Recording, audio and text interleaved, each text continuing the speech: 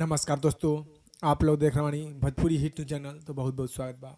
तो आप लोग के बता दी कि खेसारी लाल यादव के गाना है लहंगा लखनऊ 2, जो कि आदि शक्ति फिल्म्स के ऊर्जा पर, जो कि ऑडियो वर्जन में। तो आप लोग के कल खेसारी लाल यादव के लहंगा लखनऊ 2 के वीडियो देख के मिली आदि शक्ति फिल्म्स के ऊर्जा पर। जन कल सुबह सुबह आप लोग के खेसारी लाल यादव के लहंगा लखनऊ 2 के वीडियो देखे मिली। तो आप लोग तैयार हो जाइए खेसारी लाल यादव के साथ, जो कि रिकॉर्ड बना दे खातिर, क्या कल तक धमाल हो जाई। कि लहंगा लखनऊ 2 के वीडियो रिलीज होने जा रहा बा, वो आदि शक्ति फिल्म्स के यूट्यूब चैनल द्वारा। तो आप लोग भी खेसारी लाल के फैन बानी तो बहुत ही खुशी के बात बा कि कल खेसारी लाल के सबसे बड़ा वीडियो यानी कि लहंगा लखनऊ 2 के वीडियो रिलीज होने जा रहा बा। तो आप लोग कल सुबह देखम और देखकर नीचे कमेंट बॉक्स में कि आप लोग के खेसारी लाल के लहंगा लखनऊ 2 के वीडियो देखे में कैसे लगल, और इस रिपोर्ट के बारे में का राय बा, का विचार बा, आप लोग नीचे कमेंट बॉक्स में जरूर बतलाएं। फिलहाल में इतने, फिर से मिलेंगे अगले वीडियो में।